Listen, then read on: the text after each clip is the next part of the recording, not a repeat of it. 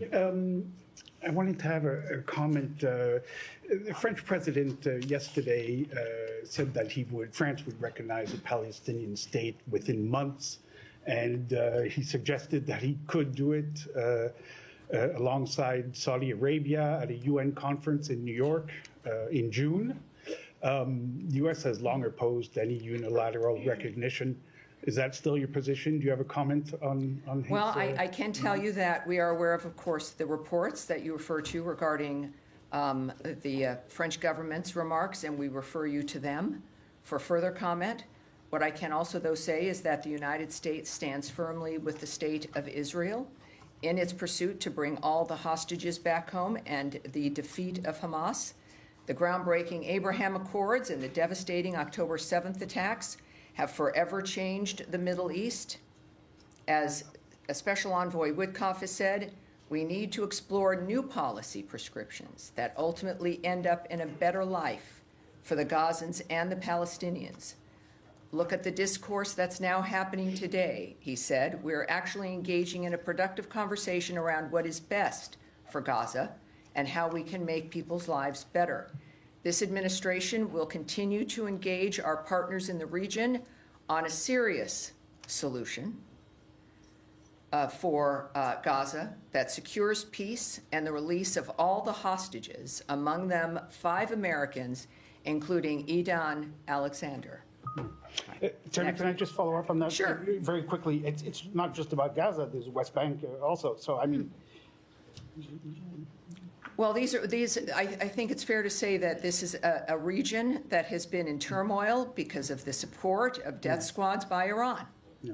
And so you have this dynamic that has been continuing and predictable and not stopping, and ceasefires being broken by the same groups. That's why when we say yes, new ideas for Gaza and the new idea that could break the Gazan people free from being hostages themselves of Hamas is the same kind of solution that is also going to help the entire region. That is it. This is not an isolated framework that only fits into a corner.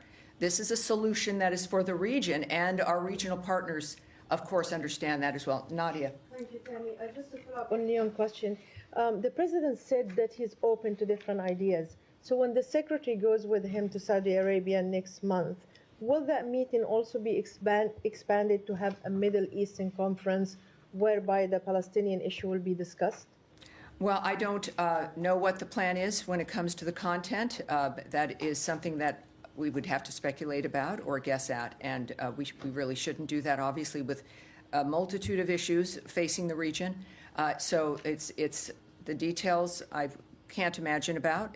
It's not something I'm going to do, but I think that kind of a visit, of course, is at the hallmark of President Trump's vision when it comes to his own presidency, but also how to change the course of the Middle East and to make it better for everyone there. So I know that he's looking forward to having conversations that surround that aspect. And Iran, yes, sir. Just quickly, just follow up. One more, go ahead. Just on the technicality. So is this meeting on Saturday is going to be one-off, or it depends on what has been achieved on Saturday? And will be a direct talk, i.e. in the room, it will be 2 delegations, the Iranians and Americans, and the Omanis in the middle, or the exchange of conversation will be across the table? Well, what happens on Saturday would, I suppose, determine whether there's more. Right now, this is a meeting that is arranged. It is not part of some larger scheme or framework. It is a meeting to determine whether or not the Iranians are serious. Mm-hmm. And so that clearly would be the goal of that singular meeting and effort. As far as the arrangements or what the rooms are or who's in which rooms, I don't have that for you, and I'm not going to speculate. Yeah. Tammy, yes, sir. Yes, sir. I really appreciate it. I just want to go back to your response to Leon, where you said we need to explore new policy prescriptions that ultimately end up in a better life for the Gazans and the Palestinians. Are they one and the same in your mind, or are you disassociating the Gazans from Palestinians? So I'm talking about the people in the region, the people who live in the Gaza Strip. That's who we're talking about, the people who face a danger every single day because of the nature of what Hamas has done to that region and to that strip of land. I think that no matter who you are and how you identify, the fact is that no human being deserves to remain in that kind of an environment because Iran is funding death squads that take over the space and use you as a human shield.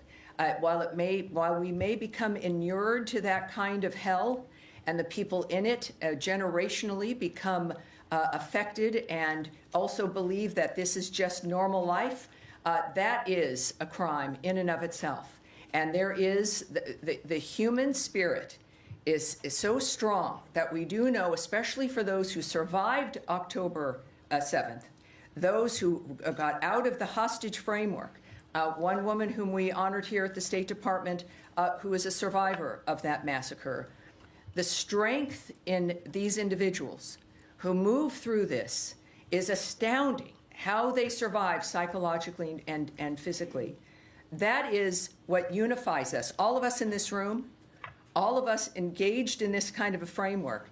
It's that it's human beings, it's families, it's mothers and fathers, it's young people dancing at a music festival, it's people of faith, it's people of no faith, it's people who just simply are looking forward to that night or to getting married or to having children or thinking about college or thinking about moving somewhere or just living their life as their parents lived their lives.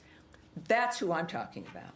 And that's what every peace effort that President Trump and Secretary Rubio work for every single day. If there is one thing our generations can look to here, is the fact that we, at the very least, seriously tried. And so when I refer to someone, whatever part of the world they're in, that's who I'm referring to. The Israelis, the Arabs, the Egyptians, the Palestinians, people of Gaza, Jordan, whomever. This is where we have to move past, is the nature of what keeps us together and what unifies us. Yes. Yeah, please, Saeed, please. Go ahead. On that, the UN Secretary General called Gaza a killing field. He noted it's been more than a month since Israel has allowed aid into Gaza. Are you guys pushing Israel to allow humanitarian aid into Gaza, given it has been a month and conditions are incredibly dire, people are dying, and you just mentioned folks need to be able to live? Sure, yes, they do.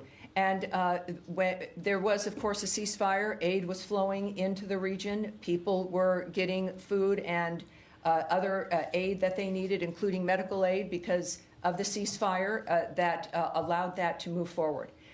We, of course, stand by our ally Israel. The ceasefire was abandoned by Hamas. You know, it's not just a feeling, it's a fact of the matter that there was a ceasefire and aid was flowing. Hamas abandoned that ceasefire, decided that it was, I don't know what they would decide, but it's the kind of thing that monsters do and continue to do. So obviously the work does continue every single day in that region and other regions to stop the fighting, to make sure that civilians are protected, that the next day that they might still be alive. So because you might not see something in the news, and I know this is your business, doesn't mean, or you don't see announcements, doesn't mean that that work isn't continuing to regain that ceasefire so that aid can continue, as we also stand by Israel and the nature of what's happening for them and how, as they still deal with the fighting. This is not good for anyone in that region. But yes, our work continues to get back to that ceasefire, to make sure that people can get aid and to survive this, which is the sole focus of all of our efforts for that region. Can I just quickly yes, sir, please, go ahead, sir. Yes. Thank you.